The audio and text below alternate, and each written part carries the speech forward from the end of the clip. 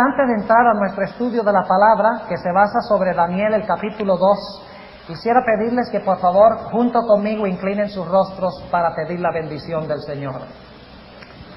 Amante Padre Celestial, en esta mañana venimos a ti con hambre y sed de comprender tu santa palabra. Pedimos, Señor, que hables a nosotros por medio de tu Santo Espíritu. Te rogamos que tu palabra que sale de tu boca no vuelva a ti vacía, sino que haga impacto en nuestros corazones, que nos muestre el tiempo en que estamos viviendo y la preparación necesaria para mantenernos firmes cuando Cristo venga. Bendice esta juventud, Señor, y manténla fiel. Te lo pido en el nombre de Jesús. Amén. Daniel, el capítulo 2, es la profecía más estudiada por los adventistas del séptimo día. Yo creo que casi no es necesario ni siquiera repasarla, porque ustedes saben inclusive la estatua, saben la secuencia de metales, saben qué significa la secuencia de metales.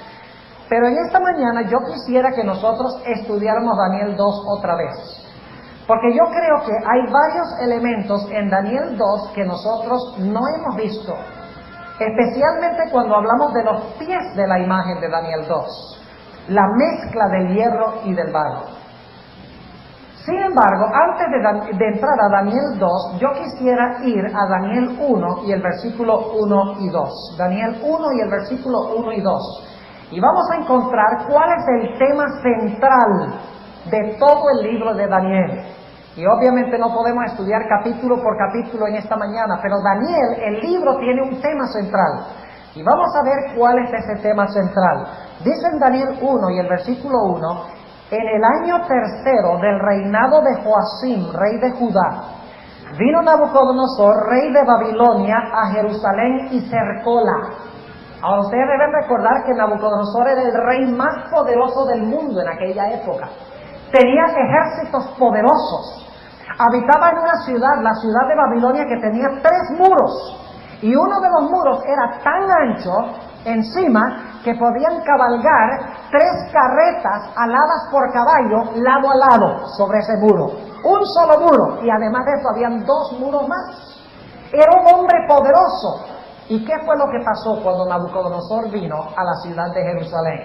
Noten el versículo 2, muy importante. Encontramos el tema central de Daniel desde el mismo comienzo del libro. Dice, y el Señor entregó en sus manos a Joacim, rey de Judá, y parte de los vasos de la casa de Dios, y trájolos a tierra de Sinar, a la casa de su Dios, y metió los vasos en la casa del tesoro de su Dios. ¿Por qué logró Nabucodonosor conquistar la ciudad de Jerusalén? ¿Es porque tenía más ejércitos? ¿Es porque tenía más poder? ¿Por qué conquistó Nabucodonosor la ciudad de Jerusalén? Noten lo que dice. El Señor entregó en sus manos. No ganó porque era más poderoso, sino porque Dios le entregó la ciudad. Desde el mismo comienzo del libro de Daniel, jóvenes y señoritas, vemos que el tema central es que el que controla la historia es Dios. Ese es el tema central de Daniel. No es el juicio de Dios, no es los imperios del mundo. El tema central de Daniel, y puedo ilustrarlo capítulo por capítulo, sale clarito, es que el que controla los eventos de la historia es Dios. Dios es el que entrega. Dios es el que muda los tiempos, el que pone reyes y quita reyes, como veremos en Daniel 2. Ahora, esto se ilustra en el capítulo 2 del libro de Daniel. Y vamos a notar, vamos a rápidamente a trazar el capítulo para ver el significado de lo que tenemos aquí. Dice en el versículo 1, y en el segundo año del reinado de Nabucodonosor, soñó Nabucodonosor sueños, y perturbóse su espíritu, y su sueño se huyó de él. Ahora yo quiero preguntar, ¿por qué le dio Dios este sueño a Nabucodonosor? Porque fue Dios el que se lo dio, ¿verdad? ¿Por qué creen ustedes que Dios le dio el sueño? Bueno, el versículo 29 nos lo explica. Cuando Daniel va ante Nabucodonosor para decirle el sueño y la interpretación del sueño, Daniel le dice lo siguiente, versículo 29. Tú, oh rey, en tu cama, subieron tus pensamientos por saber lo que había de ser en lo porvenir. ¿De qué estaba pensando Nabucodonosor cuando se acostó? Estaba pensando de qué iba a pasar en el futuro de su reino. Ahora, ¿quién sabía que Nabucodonosor estaba pensando eso? Dios. Si Dios no hubiera sabido, no le hubiera dado un qué, no le hubiera dado un sueño. ¿Quién es el que está controlando los eventos desde el mismo comienzo? Dios. ¿Puede Dios leer los pensamientos, sí o no? Claro que sí. Lo dice Daniel 2. Dios le da el sueño porque es capaz de leer los pensamientos de Nabucodonosor y sabe cuál es la preocupación de él. Pero ahora vamos a encontrar un contraste muy interesante. El futuro está en manos de Dios. La mente está en manos de Dios. Dios puede leer los pensamientos y sabe el fin desde el principio. Pero hay uno que no es capaz de saberlo: Satanás. Vamos a seguir leyendo el capítulo 2 y el versículo 2. Y mandó el rey llamar magos. Son los mismos que en Egipto hicieron los milagros en el tiempo de Moisés. La misma palabra, el mismo oficio. Astrólogos, los que creen que se puede leer el destino en las estrellas. Hoy en día tenemos de esos también. Claro que sí. Y encantadores. La palabra encantadores significa los que, por ejemplo, leen la bola de cristal o leen la palma de la mano. ¿Tenemos de esos en el mundo hoy en día? Claro que sí. La gente no va a las profecías, la gente va al horóscopo, que yo lo llamo el horóscopo, porque es un horror, porque no puede revelar el futuro.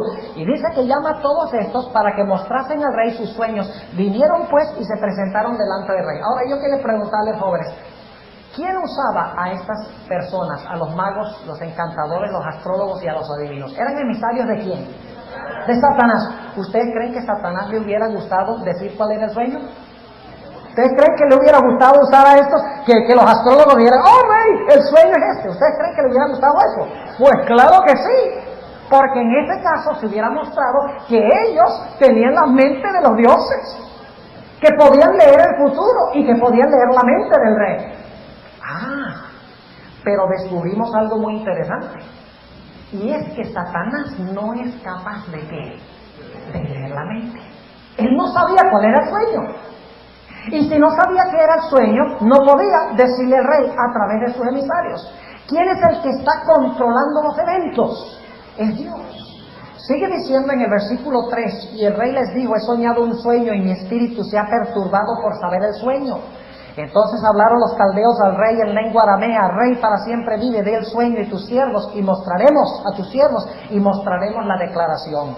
Respondió el rey y dijo a los caldeos, el negocio se me fue, o sea, no me acuerdo. Si no me mostráis el sueño y su declaración, seréis hechos cuartos, y vuestras casas serán puestas por muladares. Ahora quiero preguntarles algo. ¿El diablo sabía que Daniel estaba entre estos caldeos? ¿El diablo lo sabía? ¿Por qué creen ustedes que el diablo estaba obrando de esta forma? ¿De quién quería deshacerse el diablo? De Daniel. No era de sus propios magos, astrólogos y adivinos. ¡Oh no! Ellos eran sus emisarios. Él quería deshacerse de Daniel y sus 3 amigos. Y aparentemente va a tener éxito. Porque aparentemente el rey es el que tiene las cosas bajo su control. Pero ahora va a pasar algo muy interesante.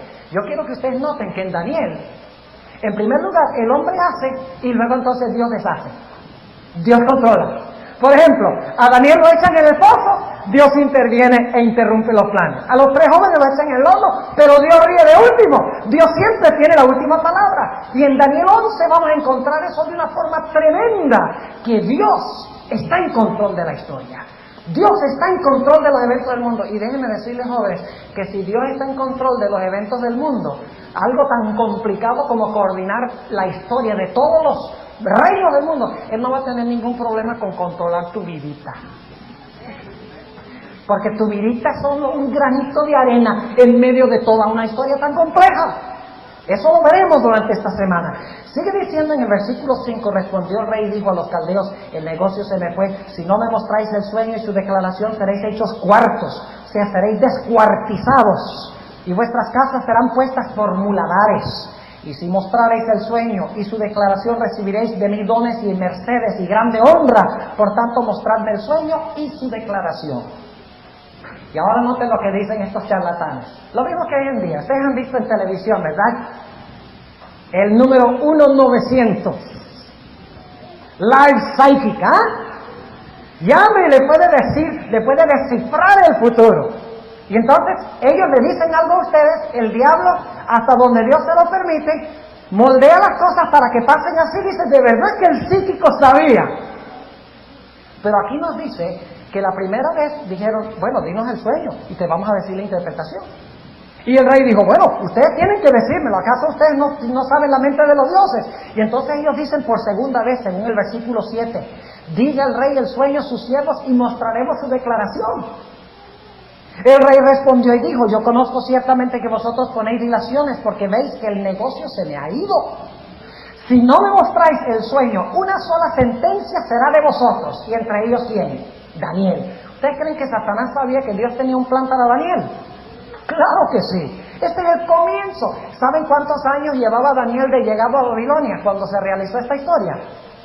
Bueno, nos da una fecha, Daniel 2, dice el segundo año del reinado de Nabucodonosor. Y Daniel vino en su primer año. Daniel vino a Babilonia en el año 605. O sea, esto fue en el año 604. Solo llevaba un año Daniel allí. E iba a dedicar un ministerio de más de 70 años en Babilonia y Medo-Persia. ¿Ustedes creen que Satanás veía la constancia de este joven y de los tres amigos y sabía que Dios tenía un plan para ellos? Claro que sí. Y sigue diciendo en el versículo 9, si no me mostráis el sueño, una sola sentencia será de vosotros. Ciertamente preparáis respuesta mentirosa y perversa, que es decir, delante de mí. ¿Qué alto concepto tenía de sus adivinos? Y de sus astrólogos y de sus magos. Confiaba mucho en ellos. Ni siquiera el rey confiaba en ellos. Y dice, por lo tanto, decidme el sueño para que yo entienda que me podéis mostrar su declaración. Ahora noten el versículo 10. Los caldeos respondieron delante del rey y dijeron, no hay hombre sobre la tierra que pueda declarar el negocio del rey. ¿No hay qué? Hombre que pueda declararlo. Además de eso, le dicen al rey, tú eres injusto, porque ningún rey, príncipe ni señor preguntó cosas semejantes a ningún mago, ni astrólogo, ni caldeo. Tú estás pidiendo lo imposible. Y Nabucodonosor le dice, ¿acaso ustedes no dijeron que son capaces de leer la mente y saber la voluntad de los dioses y saber qué va a pasar en el futuro? Si ese es el caso, díganme entonces el sueño. Ellos dicen, no, los métodos que nosotros usamos no sirven. Eso es lo que están diciendo. No somos capaces de hacerlo. ¿Quién es el que controla la historia? Es Dios. Y luego dicen en el versículo 11, finalmente el negocio que el rey demanda es singular. Ni hay quien lo pueda declarar delante del rey, salvo que, salvo Elohim. No se debe traducir dioses probablemente, sino Dios, porque es la misma palabra que en Génesis dice, e hizo Dios. En el principio hizo Dios los cielos y la tierra. O sea que hay una pluralidad en Dios. Dios son tres personas. Y por lo tanto solamente Dios, cuya morada no es con la carne, es el único que puede decir el sueño, porque Él fue el único que se lo dio. Y la historia sigue. Y no vamos a trazar toda la historia, pero finalmente Daniel va a parar delante del rey. Y fíjense, lo que el rey, lo que Satanás quería lograr matando a Daniel a través de su plan, fue lo que resultó para que Daniel tomara prominencia en el reino. Déjenme explicarles lo que quiero decir.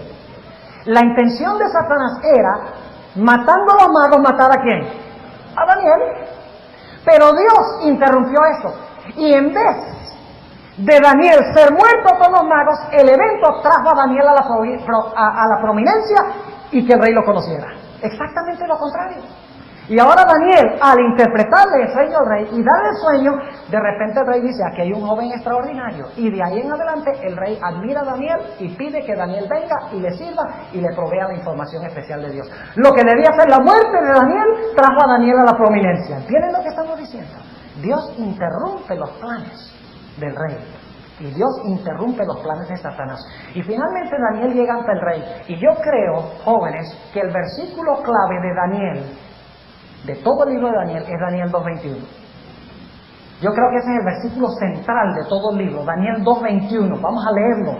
Dice, Él es el que muda los tiempos. ¿Quién es el que muda los tiempos? Dios. Y luego dice, y las oportunidades, Él quita reyes y pone reyes. ¿Quién quita reyes? ¿Quién pone reyes? ¿Por qué está el presidente Bush como presidente de los Estados Unidos? Porque ganó la última elección. ¿Por qué eligieron a Juan Pablo II de Papa y no a otro? ¿Por qué se levantó Mikhail Gorbachev en esa época de la historia cuando se levantó? Porque tenía más amigos en el Kremlin. ¿Por eso? ¿Por qué? ¿Por qué se levantó Bush y Reagan, porque hay que incluirlo a él, Gorbachev y Juan Pablo II, todos en la misma época de la historia? Vamos a estudiar durante esta semana que por la providencia de Dios fue que se levantaron los tres a la misma vez. Y esta tarde a los adultos les voy a hablar de Génesis 11, la torre de Nimrod. Y vamos a ver, apreciados jóvenes, que el levantamiento de estos tres personajes en la actualidad es providencial de Dios. Fueron escogidos por la mano de Dios y colocados ahora mismo en el escenario de la historia. Este es el versículo clave. Dios quita reyes, Dios pone reyes. Dios es el que es capaz de leer la mente de Nabucodonosor. Dios cambia el plan de matar a Daniel y logra que Daniel venga a la prominencia. Ahora, generalmente cuando estudiamos Daniel 2, no enfatizamos casi nada la primera parte, Pastor Olivo. Casi siempre empezamos con la imagen. Pero hay mucho que ver en esta primera sección de Daniel capítulo 2 para ver el control que tiene Dios de la historia. Y déjenme decirles, Dios no puede perder en la gran controversia entre el bien y el mal. Ustedes tienen que saber eso. Si ustedes se alían con Satanás, ustedes son perdedores. Se lo digo desde ahora. Porque Satanás en la historia no ha ganado ni una. Las ha perdido todas. Hasta después del milenio, cuando esté fuera de la ciudad, será la pérdida final de Satanás. Es un perdedor. Y en esta historia vimos que es el gran perdedor. Ha perdido, perdió en la cruz, perdió cuando fue echado del cielo, perdió cuando la mujer fue ayudada por la tierra durante la Edad Media, que estudiaremos durante esta semana. Perderá en el conflicto final porque el remanente se mantendrá firme y perderá finalmente después del milenio. El diablo es el gran perdedor. ¿A cuántos de ustedes les gusta unirse a un perdedor? ¿A ustedes les gustan los New York Nets? No, the New Jersey Nets. ¿Algún fanático del New Jersey Nets? ¿No? ¿O del Miami Heat? Allá hay muchos, pero aquí no. Es interesante ver cuando ganaron los Chicago Bulls el campeonato. Oye, todo el mundo anda con camiseta y anda con cachucha y anda con pinta y todo. Yo soy fanático de los Chicago Bulls. Pero si los Chicago Bulls hubieran ganado 15 juegos nada más el año pasado, nadie se pondría ni una cachucha, ni se pondría tampoco una camiseta, nada de los Chicago, porque da pena ser hincha de un perdedor, ¿verdad?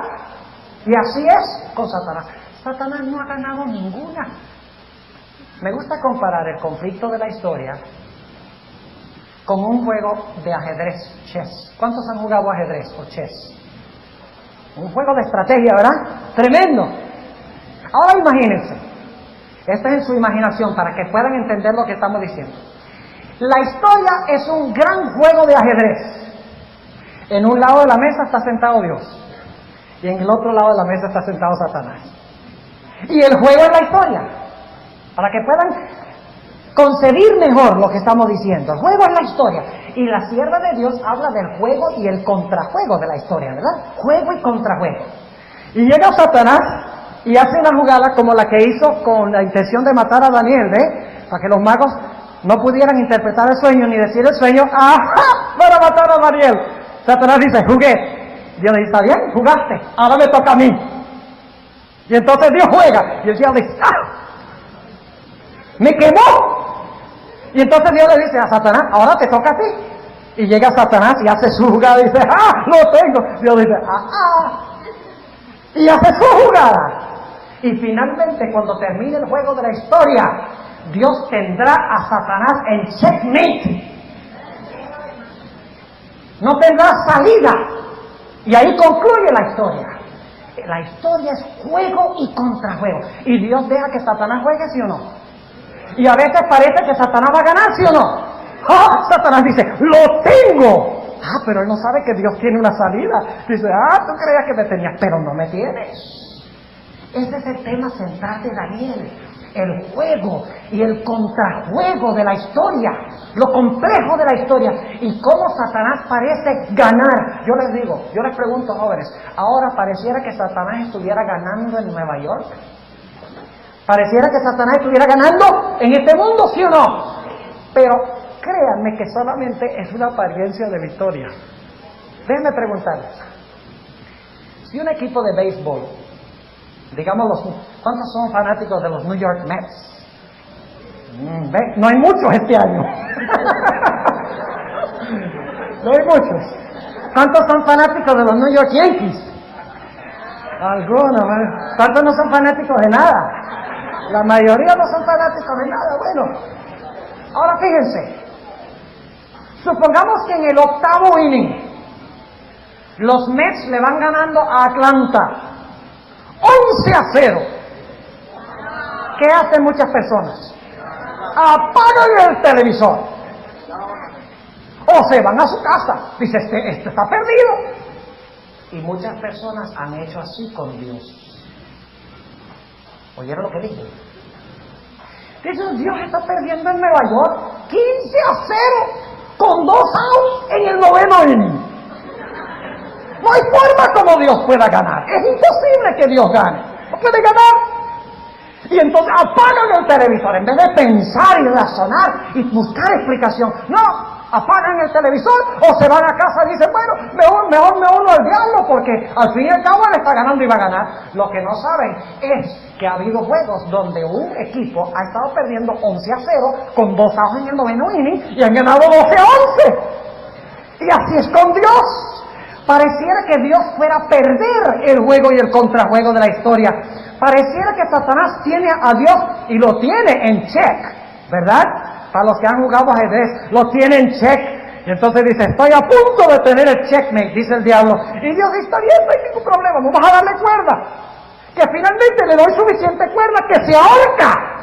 Y así específicamente va a suceder con Satanás. Este es el tema central de Daniel. Que Dios es el árbitro, es el que moldea, el que controla la historia, lee los pensamientos, cambia los planes de matar a Daniel, inclusive revela el fin desde el principio. En Daniel 2, Dios dio una revelación de la historia hasta después de los 1000 años. Déjenme preguntarles, si una persona es capaz de leer el futuro, ¿usted cree que puede moldear los eventos para que se cumpla ese futuro? Pero si una persona no es capaz de leer el futuro, ¿puede moldear las cosas para que sucedan exactamente y resulte exactamente lo que quiere? Claro que no. Ahora, volvamos a la ilustración del ajedrez. Satanás se sienta y él dice, ¿cómo irá a jugar si yo juego así? ¿Cómo irá a jugar Dios si yo le hago esta jugadita? No, mejor no la hago porque podría hacer esto. Pero no sabe a ciencia cierta. Dice, ahora si muevo esta ficha de aquí para acá, ¿qué podría hacer él? Pero él no puede ver todas las opciones. Pero Dios se sienta en el otro lado del tablero y dice, yo sé toditas las jugadas de Satanás. Hasta que termine el juego, yo sé el fin desde el principio exactamente cómo va a jugar. ¿Puede Dios perder el juego? Déjenme preguntarle, ¿cuántos de ustedes les gustaría jugar ajedrez si ya ustedes supieran desde antemano todas las jugadas que va a hacer el otro? Sería sabroso, ¿verdad? ¡Ganarían! No había forma de perder porque ustedes sabían toda la estrategia del otro. Y así es con Dios. Dios ya sabe toda la estrategia de Satanás. ¿Y saben lo que tenemos que hacer nosotros, jóvenes? Unirnos con Dios. ¿Qué es el ganador? Porque cuando gana Él, ¿gana quiénes? Ganamos nosotros. Ahora, yo no sé cuánto tiempo dispongo esta mañana, pero el tiempo prácticamente se ha ido. Pero vamos a estudiar rápidamente este tremendo sueño. Dice en el versículo 28, mas hay un Dios en los cielos, el cual revela los misterios, y Él ha hecho saber al rey Nabucodonosor lo que ha de acontecer cuando, al cabo de días. Y luego viene una gran imagen. La cabeza era de...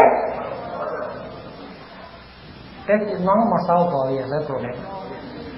A ver, la cabeza era de... El pecho y los brazos eran de... El vientre era de... Las piernas eran los pies eran de hierro y... Ay, qué ve, estos jóvenes saben sus Biblias. Y luego vino del cielo una gigantesca roca o piedra, muy bien. Y la roca pegó en la cabeza de la imagen. Fue en los pies, ¿no? Óigame. La segunda venida de Cristo no fue cuando estuvo Babilonia, entonces. Ahora, quiero que noten algo muy importante, jóvenes y señoritas. Yo creo que ustedes han notado algo interesante en cuanto a la secuencia de los metales de la imagen.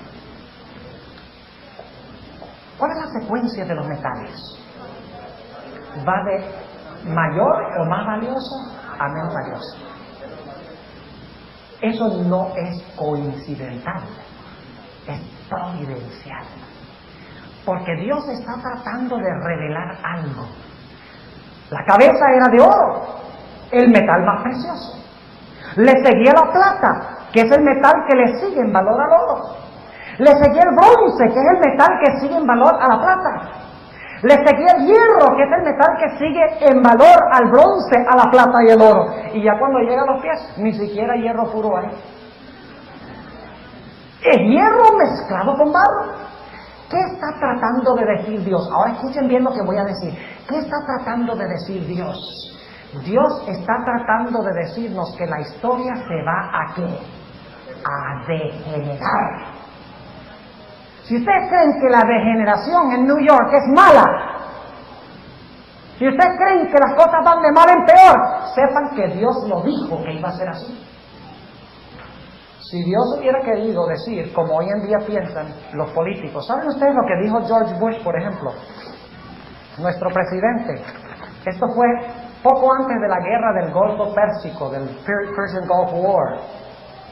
Dijo lo siguiente George Bush, y díganme ustedes si esta es la perspectiva de Daniel 2. Dice, y esto lo habló al Congreso de los Estados Unidos: nos encontramos ante un momento único y extraordinario. Estaban por invadir allá a Irak. A pesar de que esta crisis en el Golfo Pérsico es seria, nos ofrece una preciosa oportunidad de movernos hacia un periodo histórico de cooperación. Nuestro objetivo en estos tiempos problemáticos, y cuando dice nuestro, está hablando de todas las naciones que participaron en la invasión. Nuestro objetivo en estos tiempos problemáticos es establecer un nuevo orden mundial. Y de eso vamos a hablar bastante esta semana, del nuevo orden mundial. Tengo un montón de material grandísimo que voy a compartir con ustedes. He hecho mucha investigación sobre eso. Hay un plan nefasto, un plan terrible por debajo de cuerdas que la mayoría de la gente ni sabe que está pasando, de subyugar a los seres humanos. Y vamos a hablar de eso. Dice, nuestro objetivo en estos tiempos problemáticos es establecer un nuevo orden mundial, una nueva era, libre de la amenaza del terror, más fuerte en la procura de la justicia y más segura en la búsqueda de la paz. Una era en la cual las naciones del mundo, Oriente y Occidente, por Oriente no quiere decir el punto del compás para él, Oriente son los países del bloque oriental, los que eran socialistas. Las naciones del mundo, Oriente y Occidente, que son los capitalistas, Norte y Sur, por Norte quiere decir los que tienen y Sur los que no tienen, es decir, los ricos y los pobres, puedan prosperar y vivir en armonía. 100 generaciones han procurado hallar este camino a la paz, mientras que 1000 guerras se desempeñaban en la historia humana. Hoy, este nuevo orden mundial está luchando por nacer. Yo les pregunto, ¿es esa la perspectiva bíblica? De que a través de uniones políticas las naciones del mundo van a traer armonía y paz, una edad de oro, como la llaman George Bush, Juan Pablo II, Mikhail Gorbachev, que voy a compartir con ustedes. Dicen que el mundo se está moviendo hacia un nuevo orden mundial, una edad de oro, de cooperación, de paz y de gozo y de alegría para todo el mundo. ¿Es esa la perspectiva de la Biblia? No, la perspectiva de la Biblia es que la historia iba a ir de mal en qué, de mal en peor, y que lo único que iba a arreglar a este mundo es la segunda venida de Cristo Jesús en poder y gloria en las nubes del cielo. Eso es lo que dice Daniel 2. Pero los pies de la imagen van a tratar de establecer un nuevo orden mundial. Nuestro tiempo se ha ido. No podemos en este momento hablar de los pies de la imagen. Pero durante la semana lo haremos. ¿Les gustaría tomar 5 minuticos más para hablar de los pies, de la mezcla del hierro y del barro? Vamos a hablar brevemente entonces del hierro y el barro. Porque yo veo que los adultos no han salido todavía. Cuando yo vea a los primeros asomar la cabeza, paramos. Porque de todas maneras ustedes no pueden ir a comer sin que la familia vaya a comer, no pueden ir a comer solos. Además de eso, no van a abrir la cafetería si no hay gente que vaya, ¿verdad? Bueno, vamos a seguir aquí, rápidamente. ¿Qué representa la cabeza de oro? Babilonia. ¿Qué representa el pecho de plata? ¿Qué representa el vientre de bronce? Grecia. ¿Qué representan las piernas de hierro? ¿Roma qué? Roma pagana, o yo prefiero llamarlo Roma imperial, el imperio romano. Ahora, ¿qué representan los pies? Las 10 divisiones de Europa, pero representan más que eso. Y eso es lo que queremos mirar a continuación. Los pies existen hasta la segunda venida de Jesús. Porque es en los pies que la piedra que pega. Lo cual significa que el reino que existe cuando Cristo venga es que el reino de los pies de hierro mezclado con barro. Ahora, ¿por qué razón es que el hierro está mezclado con el barro? Ustedes notan, todos los imperios anteriores tenían un solo metal, y era metal. Hierro, cabeza de oro, un metal. Pecho y brazo de plata, metal. Vientre de bronce, un metal. Piernas de hierro, un metal. Pero de repente, en los pies hay una mezcla extraña, rara. Porque el hierro y el barro no sé qué. Pero ahora escuchen bien lo que les voy a decir. Yo sé que la mayoría de ustedes han oído de que eso representa los 10 reinos de Europa y que Europa nunca se va a unir. Pero si ustedes leen Apocalipsis 17, dice que todos los reyes de la tierra se van a unir. Entonces, ¿cómo entendemos eso? O sea, que no se van a unir y luego dice entonces que se van a unir. ¿Cómo así? Yo les pregunto, ¿la imagen de Nabucodonosor estaba parada o estaba acostada? ¿Estaba qué? ¿Era grande o era chiquita esa estatua? Era grande, si ustedes leen. Era inmensa, terrible, dice Nabucodonosor. Ahora, ¿ustedes creen que tiene que haber cierta fortaleza en los pies como para sostener esa imagen en pie? ¡Claro que sí! Hay una mezcla. Sí hay unión, pero en otro sentido no hay unión. Ahora yo quiero preguntarles, ¿el hierro es bueno como hierro? ¿El hierro es bueno como hierro, sí o no? ¿El barro es bueno como barro? ¿Dónde resulta el problema? Cuando se mezcla el hierro y el barro. Ahora, ¿qué representa el hierro? El hierro representa un reino, porque las piernas eran de hierro y representan a Roma. Así que el hierro representa un gobierno, ¿qué? Político. Un reino mundial, un imperio. Las partes políticas. ¿Pero qué representa el barro? Vamos a leer unos versículos a continuación que demuestran que el barro representa a la iglesia. ¿Oyeron lo que dije? ¿Qué representa el barro? La iglesia. O sea, escuchen bien, la característica del último reino mundial que se va a establecer es que va a mezclar la iglesia y el Estado. La religión y la política. Ahora yo quiero preguntarles algo. ¿La política es buena como política? ¿Es bueno tener gobiernos del mundo, sí o no? ¿Es bueno tener iglesias? ¿Cada uno es bueno en su lugar, sí o no? ¿Dónde resulta el problema? Cuando se mezcla lo de Dios con lo de los hombres. Ahora, déjenme ilustrar lo que quiero decir, de que hay unión y no hay unión. Hay unión ante la perspectiva de los hombres, al final, pero no hay unión ante la perspectiva de Dios. Voy a ilustrar. Supongamos que un joven y una señorita se casan. Ay, están en esos primeros días de la luna de miel. ¿Cuántos aquí son casados? Ustedes saben cómo es la luna de miel, ¿verdad? De verdad que es luna de miel. Lo que pasa es que a veces después de un rato, si no tienen cuidado, se vuelve luna de hiel. Así que tienen que casarse bien y tienen que esforzarse y luchar por salvar su matrimonio. ¿Qué pasa hoy en día? Los jóvenes se rinden fácil. Tuvieron una pelea y dicen, esto no va a resultar.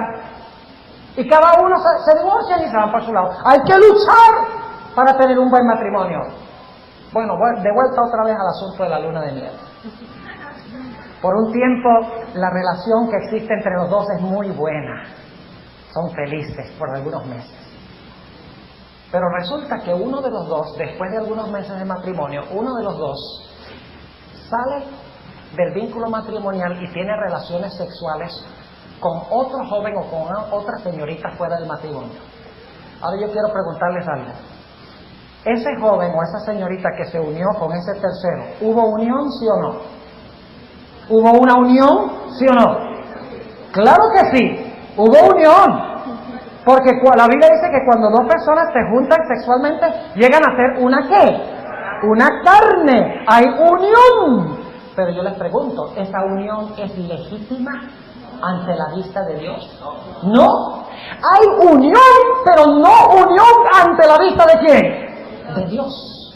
Ahora yo pregunto, Dios estableció que el esposo de la iglesia debe ser ¿quién? Cristo es el esposo de la iglesia. Y exclusivamente Cristo. Pero ¿qué pasa cuando la iglesia sale fuera de esa relación y en vez de estar unida con Cristo, se une con los gobiernos del mundo?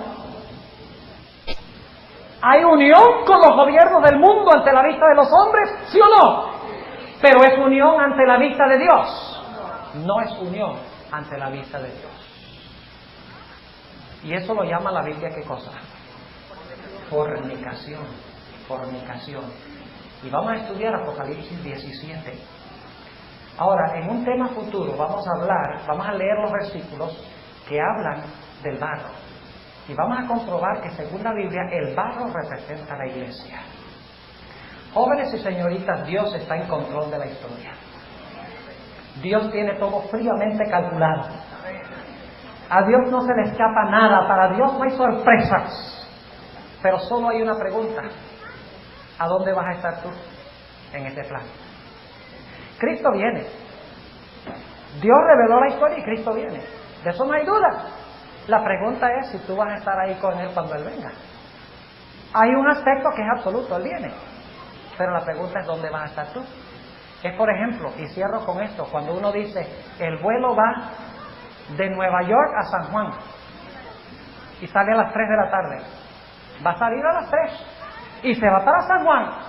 Eso es absoluto. La única pregunta es si yo voy a estar en el vuelo.